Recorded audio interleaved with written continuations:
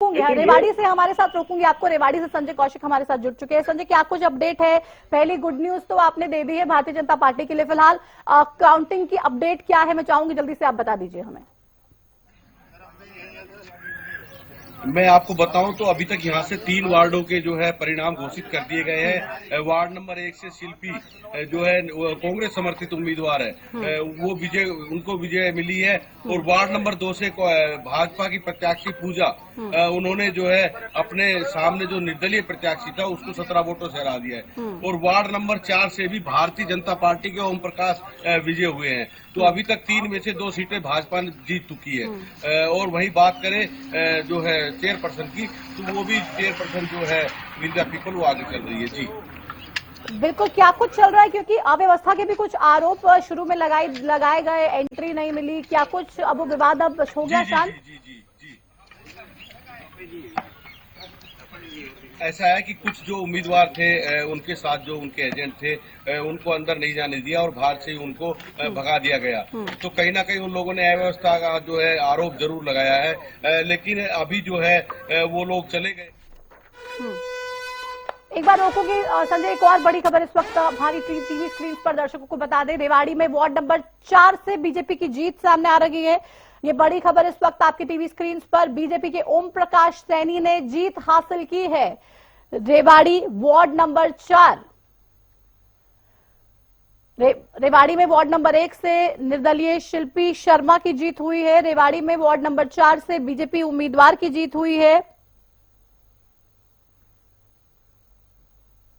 ये बड़ी खबर इस वक्त आपकी टीवी स्क्रीन पर। लगातार अब जो रिजल्ट्स हैं वो सामने आ रहे हैं और रेवाड़ी नगर परिषद, उसको लेकर हालांकि शुरू में थोड़े से आरोप लगाए गए, लेकिन अब जो नतीजे हैं वो धीरे धीरे अब सामने आ रहे हैं। वार्ड नंबर 4 से जीत चुके हैं बीजेपी के उम्मीदवार ओम प्रकाश सैनी, जीत हासिल कर चुके हैं। वार्ड नंबर 2 से पूजा जीती है महज 17 वोटों से।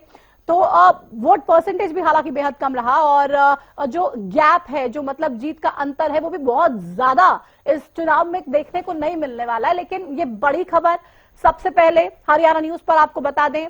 रेवाड़ी नगर परिषद चुनाव, हर कोई इस इंतजार में था कि भाई यहां पर क्या कुछ चल रहा है अहीरवाल क्षेत्र में, इस चुनाव के क्या कुछ मायने हैं, क्या कुछ नतीजे रहेंगे।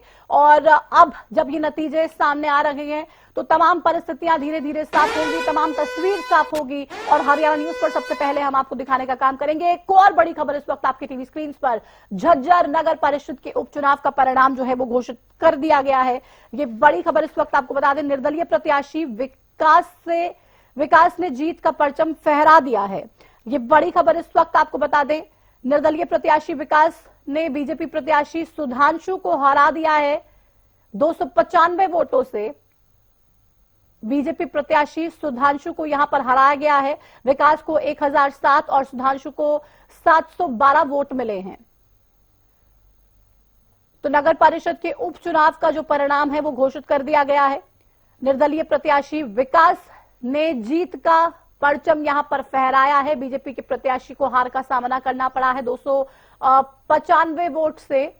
बीजेपी के जो उम्मीदवार हैं वो निर्दलीय प्रत्याशी से चुनाव हार गए हैं।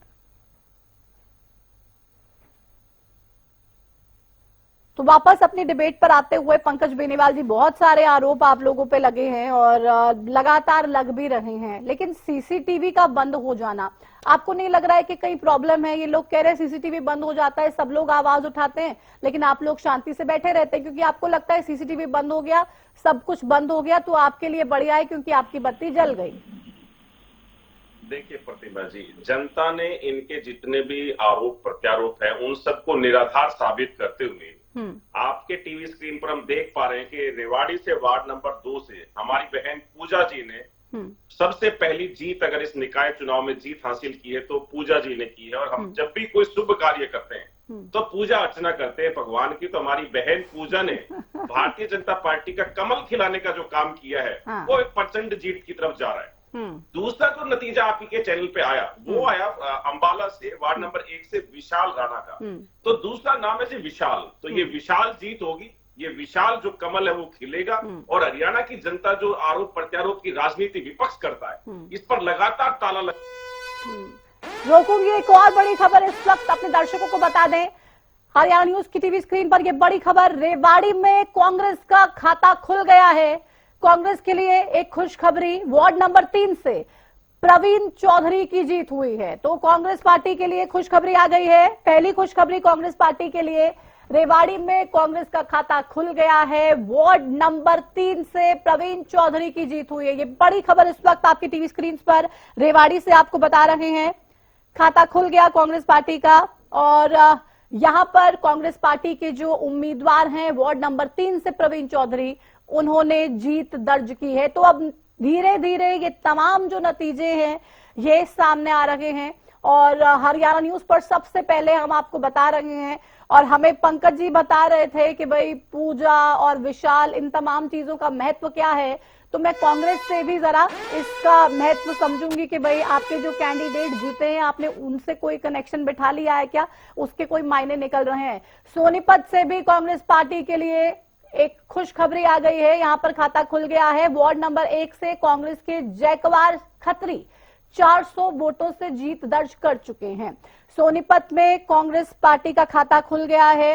कांग्रेस के उम्मीदवार वार्ड नंबर 1 से जयकवार खत्री ने 400 वोटों से जो है वो जीत दर्ज कर ली है। ये बड़ी खबर कांग्रेस पार्टी के लिए आ रही है। आपको बता दें खाता खुल गया है कांग्रेस का रेवाड़ी नगर परिषद से भी और सोनीपत से। ये बड़ी खबर इस वक्त आपकी टीवी स्क्रीन पर, यहां पर भी कांग्रेस पार्टी के लिए गुड न्यूज आ गई है। तो फटाफट जल्दी से रिएक्शन भी ले लेते हैं। लेकिन पंकज जी, आप, मैं चाहूंगी पहले जल्दी से अपनी बात पूरी कीजिए। विशाल और पूजा का कनेक्शन तो आपने बिठा दिया, लेकिन अब कांग्रेस के लिए भी चीजें पॉजिटिव होती हुई या खुशखबरी आती हुई नजर आ रही है।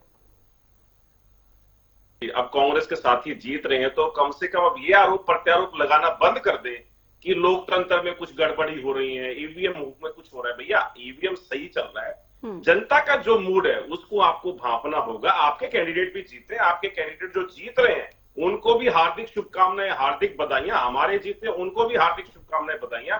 और जो निर्दलीय जीतने वाले उनको भी बधाइयां।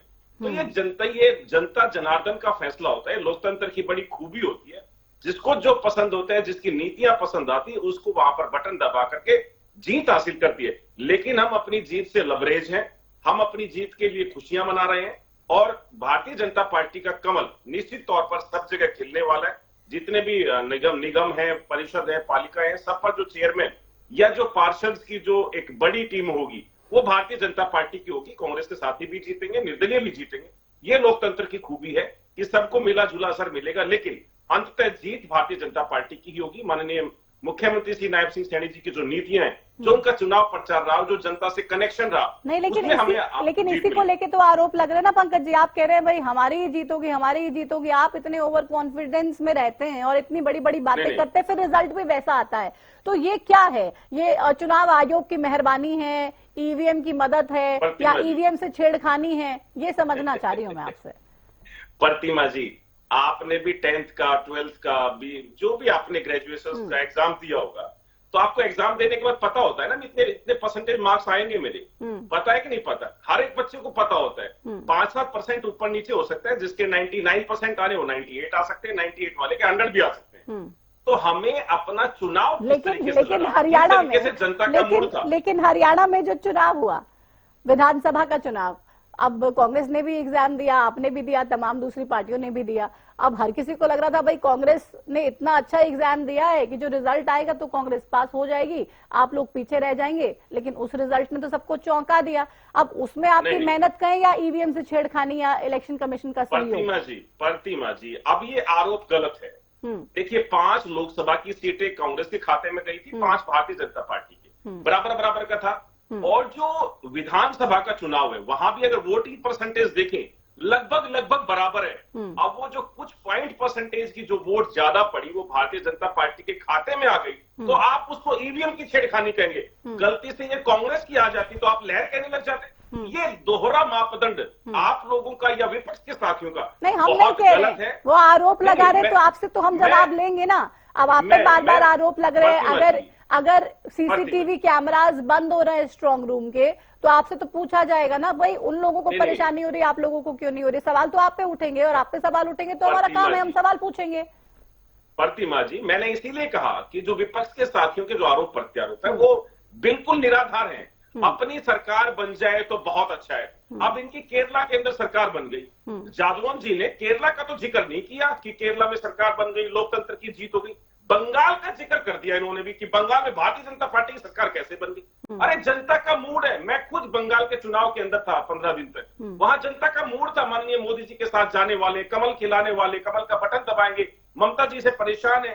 तो इस तमाम बातों पर कोई बात ही नहीं करना चाहता है। सिर्फ मीडिया में बैठ करके, चैनल पे बैठ करके कुछ भी झूठ बोल देना, जी जनता ऐसे कर रही है, ये वो कर दिया, ऐसा कुछ भी नहीं है। जनता के बीच जाना होगा, जैसे भारतीय जनता पार्टी के जो कार्यकर्ता हैं या नेता हैं, जनता के साथ संवाद करके, जनता से बातचीत करके। मैं इंडियन नेशनल लोकदल के साथी से ही पूछना चाहता हूं, अभय चौटाला जी, एक बार रोकूंगी फिर पूछ लीजिएगा अभय चौटाला से। लेकिन बड़ी खबर इस वक्त आ रही है, उकलाना से नगर पालिका में निर्दलीय रीमा सोनी आगे चल रही हैं। तो ये बड़ी खबर इस वक्त उकलाना से आ रही है। पहले राउंड की गिनती के बाद आगे चल रही है 837 वोटों से। बीजेपी की निकिता गोयल जो है वो पीछे चल रही हैं। 837 वोटों का ये अंतर फिलहाल देखने को मिल रहा है। नगर पालिका उकलाना में निर्दलीय रीमा सोनी आगे चल रही हैं। पहले राउंड की गिनती के बाद 837 वोटों से ये आगे चल रही हैं निर्दलीय प्रत्याशी, और बीजेपी की जो निकिता गोयल हैं वो यहां पर पीछे चलती हुई नजर आ रही हैं। उकलाना से ये बड़ी खबर इस वक्त आपकी टीवी स्क्रीन पर। तो आपको बता दें कि नगर पालिका का चुनाव, और ये उकलाना नगर पालिका में जो बीजेपी उम्मीदवार है निकिता, ये कहीं ना कहीं पीछे चलती हुई नजर आ रही है। रीमा सोनी निर्दलीय उम्मीदवार जबरदस्त टक्कर देती हुई फिलहाल 837 वोटों से आगे चल रही हैं। और आगे इस काउंटिंग में क्या कुछ होता है, आगे पीछे का एक खेल, क्या डिफरेंस बढ़ता है, कम होता है, क्या कुछ होता है, ये देखने वाली बात होगी। लेकिन नगर पालिका अध्यक्ष पद के लिए चुनाव, और इस चुनाव में फिलहाल निर्दलीय उम्मीदवार आगे चल रही हैं 837 वोट से। वापस अपनी डिबेट पे आते हुए पंकज जी, कुछ सवाल पूछ रहे थे आप ओमकार जी से, अभय चौटाला से, क्या कुछ सवाल था? पूरा कीजिए फिर उनसे पूछते हैं। विपक्ष आरोप लगा देता है कि भारतीय जनता पार्टी ने ये कर दिया, वो कर दिया। भारतीय जनता पार्टी जनता के बीच थी। हमारा हर एक कार्यकर्ता, चाहे पन्ना प्रमुख था, बूथ लेवल का था, सब जनता के बीच थे। माननीय प्रदेश अध्यक्ष भी जनता के बीच थे। लेकिन इंडियन नेशनल लोकदल के अभय चौटाला जी जो पार्टी प्रमुख हैं, कितनी जनसभाएं की, कितनी जनता के साथ मीटिंगें की, कहां कहां मिले, वो बता देंगे। या भूपेंद्र सिंह हुड्डा साहब ने सोनीपत में भी सिर्फ एक कार्यकर्ता मीटिंग की, उसके अलावा कोई मीटिंग इन्होंने नहीं की, कोई जनसभा नहीं की, कोई रोड शो नहीं किया। तो क्या था ये? सिर्फ टीवी पर बैठ करके आप झूठ बोल देंगे? अरे जनता के बीच तो जाइए जनाब, ओमकार जनता जी, के बीच जाएंगे तो सुखद परिणाम होंगे। ओमकार जी जवाब दे दीजिए। प्रतिमा जी, जिस दिन से चुनाव अनाउंस हुआ, चौधरी अभय सिंह चौटाला, श्रीमती सुनैना चौटाला, करण रोकूंगी। एक और बड़ी खबर इस वक्त आपकी टीवी स्क्रीन पर, ये बड़ी खबर आपको बता दें, अंबाला वार्ड नंबर 3 से बीजेपी की जीत सामने आ चुकी है। तो बीजेपी की जीत अंबाला वार्ड नंबर 3 में देखने को मिली है। मनीष आनंद ने ये जीत है जो ये हासिल की है। वार्ड नंबर 3 से बीजेपी उम्मीदवार मनीष आनंद जीत चुके हैं। अंबाला से ये बड़ी खबर इस वक्त आपकी टीवी स्क्रीन पर। अंबाला वार्ड नंबर 3 से भारतीय जनता पार्टी के उम्मीदवार मनीष आनंद ने जीत हासिल कर ली है। तो ये बड़ी खबर इस वक्त आपकी टीवी स्क्रीन पर आपको बता दें, अंबाला वार्ड नंबर 3 से ये खबर इस वक्त सामने आ रही है, जहां पर बीजेपी के मनीष आनंद ने जीत हासिल कर ली है। ये बड़ी खबर आपकी टीवी स्क्रीन पर। अंबाला वार्ड नंबर 3 से भारतीय जनता पार्टी के जो प्रत्याशी हैं वो अपनी जीत दर्ज कर चुके हैं। मनीष आनंद को बहुत बहुत शुभकामनाएं, जीत चुके हैं। और अब धीरे धीरे सबका रिजल्ट सामने आता हुआ, कुछ उम्मीदवार जश्न मनाएंगे, कुछ के हाथ मायूसी लगेगी, लेकिन सबने इस चुनाव में पूरी ताकत के साथ मेहनत की, पूरी ताकत के साथ चुनाव प्रचार किया और पूरी ताकत के साथ इस चुनाव को लड़ा। तमाम जो उम्मीदवार हैं वो बधाई के पात्र तो हैं ही, लेकिन हार और जीत जो है वो इसका हिस्सा है। एक ही उम्मीदवार जीत सकता है, दूसरे को तो हार मिलेगी ही मिलेगी, लेकिन गेम सबने अच्छी खेलने की कोशिश कम से कम की है। ओमकार जी, आप जल्दी से अपनी बात पूरी कीजिए। प्रतिमा जी देखिए, प्रत्येक हलके में जहां जहां चुनाव थे, चौधरी अभय सिंह चौटाला खुद जाके रोड शो भी किया और रैलियां भी की। और मेरे भाई, मैं एक बात बताना चाहता हूँ, जो आप कहते हो ना बीच बीच में कांग्रेस या आजाद जीत रहे हैं, इनेलो का जीत रहा है, उसके पीछे एक काम है। अगर सारी की सारी सीट आप जीत जाओगे तो जनता लठ लेके भागेगी आपके पीछे, क्योंकि जनता का विश्वास अब उठ चुका है। जनता समझ चुकी है आप क्या खेल करते हो। चलिए, लठ लेके भागेगी, उस पर भी जवाब लेगी। लेकिन एक और बड़ी खबर इस वक्त आ रही है, उकलाना वार्ड नंबर 5 से निर्दलीय सुमित भयाना जीते हैं। ये बड़ी खबर इस वक्त आपको उकलाना से बता रहे हैं, जहां पे वार्ड नंबर 5 से निर्दलीय सुमित भयाना ने जीत दर्ज कर ली है। तो सुमित जी को भी बहुत शुभकामनाएं। वार्ड नंबर 5 से निर्दलीय सुमित भयाना जीत चुके हैं। और अभी ओमकार जी यही कह रहे थे कि अगर सारी की सारी जो सीटें हैं वो बीजेपी जीत जाती है तो फिर जनता लठ लेके बीजेपी के पीछे भागेगी। इसलिए कांग्रेस के, इनेलो के या निर्दलीय प्रत्याशियों का जो जीतना है वो भी बेहद जरूरी है।